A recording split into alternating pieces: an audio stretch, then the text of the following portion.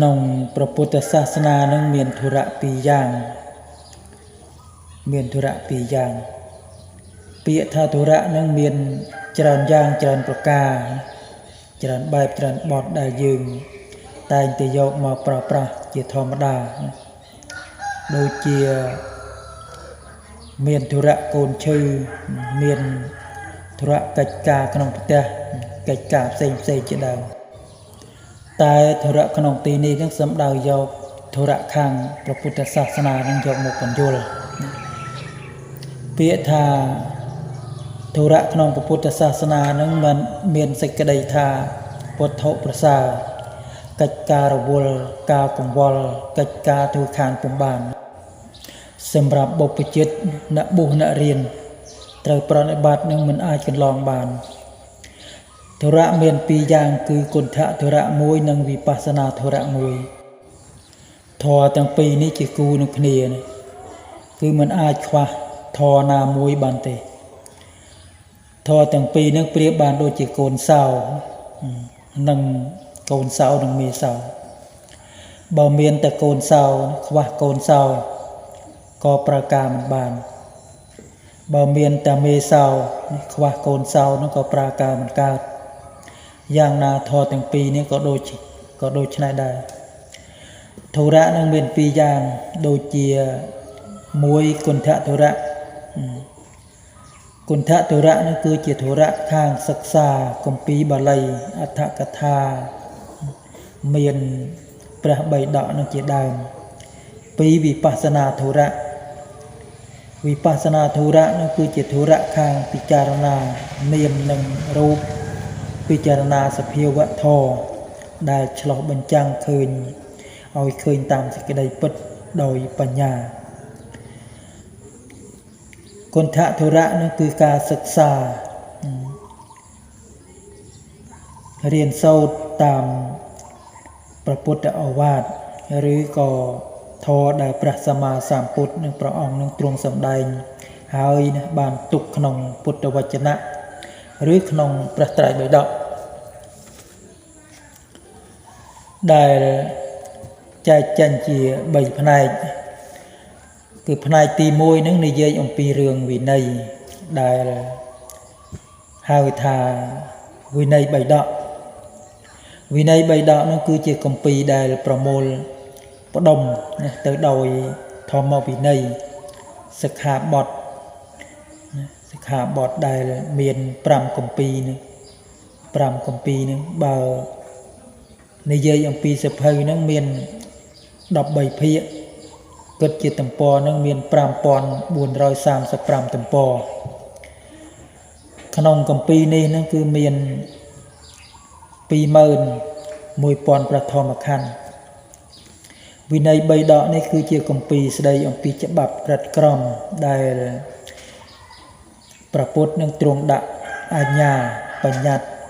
និងអនុញ្ញាតនឹងទុកសម្រាប់ជាផ្លូវប្រតិបត្តិដល់ភិក្ខុភិក្ខុនីព្រមទាំងឧបាសកឧបាសិកាសម្រាប់សិក្សារៀនសូត្រគម្ពីរនេះទុកជាកញ្ចក់ឆ្លុះបញ្ចាំងមើលអំពីជីវប្រវត្តិក្នុងសម័យពុទ្ធកាលនៅប្រទេសឥណ្ឌាក្នុងនាសម័យព្រះពុទ្ធផ្នែកទី2នេះគឺនិយាយអំពីរឿងរ៉ាវចំណេះដឹងនិង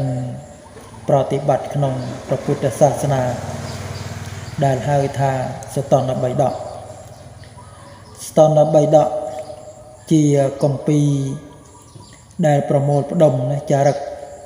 កត់ត្រានៅព្រះធម្មទេសនាការសម្ដែងអត្ថាធិប្បាយនិងរឿងរ៉ាវផ្សេងដែលតាក់ទងទៅនឹងបុគ្គលល្បីក្នុងពុទ្ធសាសនាសតនបិដកឬក៏ព្រះសូត្រចែកចេញជា5និកាយមានសភៅ64ភាគបើគិតជាទំព័រនឹងមាន20679ទំព័រក្នុងគម្ពីរនេះគឺមាន21000ព្រះធម្មខណ្ឌចំណែកផ្នែកទី3និយាយអំពីសភាវៈធម៌ជាន់ខ្ពស់ដែលហៅថាព្រះអភិធម្មបិដក ព្រះអភិធម្មបិដកគឺជាគម្ពីរទី3របស់ព្រះពុទ្ធសាសនាគម្ពីរនេះនិយាយអំពីគោលធម៌សុទ្ធសាធមិនតាក់ទងដល់រឿងបុគ្គលឬក៏ហេតុការណ៍រឿងរ៉ាវផ្សេងមកលេឡំឡើយពោលគឺនិយាយតែអំពីធម៌ជាន់ខ្ពស់មានបរមត្ថធម៌ជាដើមព្រះអភិធម្មបិដកនឹងចែកចេញជា7គម្ពីរធំនេះមានសៀវភៅ30ភាគបើគិតជាទំព័រនឹងមាន 10514 ទំព័រគម្ពីរនេះមាន 42000 ប្រធមខណ្ឌសរុបមកមាន 84000 ប្រធមខណ្ឌសរុបជាសៀវភៅដែលមាន110ភាគគម្ពីរទាំង3ផ្នែកនេះសម្រាប់បុព្វជិតភិក្ខុភិក្ខុនីឧបាសកឧបាសិកាសម្រាប់សិក្សាដែលហៅថាបរិយ័តដូច្នេះរាល់សមណៈធម៌ទាំងឡាយអាចសិក្សារៀនសូត្រតាមឧបនិស្ស័យរបស់ខ្លួនណាដែលអាចយកផ្នែកណាមួយទៅសិក្សាហ្នឹងឬក៏យកផ្នែកទាំងអស់មកសិក្សានោះក៏បានទៅតាមសមត្ថភាពរបស់ខ្លួនដែលខ្លួនចេះដឹងអាចសំដែងបាននេះអាចបង្ហាត់បង្រៀនពន្យល់បំភ្លឺដល់អ្នកដែលអ្នកដតីនឹងឲ្យបានយល់នៅអត្ថន័យទាំងនេះនឹងគឺជាធរៈក្នុងការសិក្សាដើម្បីទ្រទ្រង់ព្រះពុទ្ធសាសនាដូចជានៅតាមវត្តអារាមខ្លះបានសាងបណ្ណាល័យសម្រាប់អានសម្រាប់មើលមានសាលាបាលីសម្រាប់បង្ហាត់បង្រៀនជាភាសាបាលីសំស្ក្រឹតនិងបង្រៀនគម្ពីរព្រះត្រៃបិដកអត្ថកថាជាដើមទាំងអស់នេះហៅថាគុណធធរៈដែរ2គឺវិបស្សនាធរៈវិបស្សនាធរៈនោះគឺធរៈខាងពិចារណានាមនិងរូបពិចារណារាល់សភាវៈធម៌ទាំងឡាយនឹងឲ្យឃើញតាមសេចក្តីពិតហើយបទពិចារណាក្នុងវិបស្សនានេះគឺមានច្រើនបែបច្រើនបទវិបស្សនាធរៈនេះគឺជាកិច្ចដែលបុព្វជិតដែលត្រូវបដិបត្តិឲ្យបានរឿយដោយត្រេកអរនឹងចំពោះកន្លែងដេកកន្លែងអង្គុយទីស្ងាត់ដោយតម្កល់ចិត្តនឹងឲ្យសុខចាអារម្មណ៍ទាំងឡាយនឹងជាដើមធ្វើឲ្យអារម្មណ៍ចិត្តនឹងតែមួយដូចជាក្នុងសម័យពុទ្ធកាលដែលព្រះអង្គ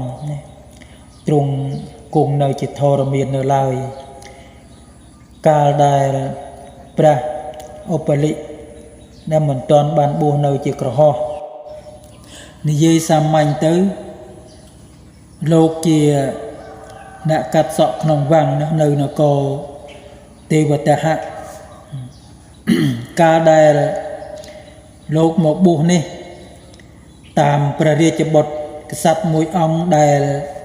ព្រះនាមថាទេវទត្តនៅនគរទេវតាហៈរួមទាំងនគរកបិលភ័ស្ត្រ5អង្គទៀតមានដូចជាព្រះផតយៈព្រះកម្ពលៈព្រះភគុព្រះអានន្ទព្រះអនុរុទ្ធជាដើមកាលបើឧបលិបានសម្បទាហើយឧបលិភិក្ខុនឹងចូលទៅសុំអនុញ្ញាតពីព្រះពុទ្ធដើម្បីទៅបំពេញព្យាយាមធម៌ក្នុងព្រៃតែពេលនោះព្រះពុទ្ធជាម្ចាស់នឹងព្រះអង្គនឹងទ្រង់ដឹងនៅឧបនិស្ស័យរបស់ឧបលិនឹងហើយក៏ព្រះអង្គនឹងទ្រង់ត្រាស់ទៅកាន់ឧបលិថាមនាលឧបលិអ្នកមានឧបនិស្ស័យជំនាញផ្នែកខាងវិន័យបើឧបលិទៅចម្រើនធម៌នៅក្នុងព្រៃបានតែមួយយ៉ាងទេគឺវិបស្សនាធរៈប្រសិនបើឧបលិលោកនៅក្នុងសំណាក់សទ្ធាគតនោះលោកនឹងបានសម្រេចទាំងគុណធធរៈផងទាំងវិបស្សនាធរៈផងទើបព្រះអង្គនឹងទ្រង់ត្រាស់ថា ចូលអ្នកចម្រើនសមណធម៌ក្នុងទីសំណាក់ស្ថាគតចុះចឹងហើយបានជាព្រះឧបល័យនោះក៏យល់ព្រមតាមព្រះបំណងរបស់ព្រះអង្គពេលនោះព្រះអង្គម្ចាស់ព្រះពុទ្ធម្ចាស់នឹងទ្រង់បង្រៀនព្រះវិន័យដល់ឧបល័យនេះឧបលិដោយបន្ទាល់ព្រះអង្គដោយការយកចិត្តទុកដាក់របស់ព្រះឧបលិក៏បានខិតខំព្យាយាមក្នុងការរៀនសូត្រព្រះធម្មវិន័យ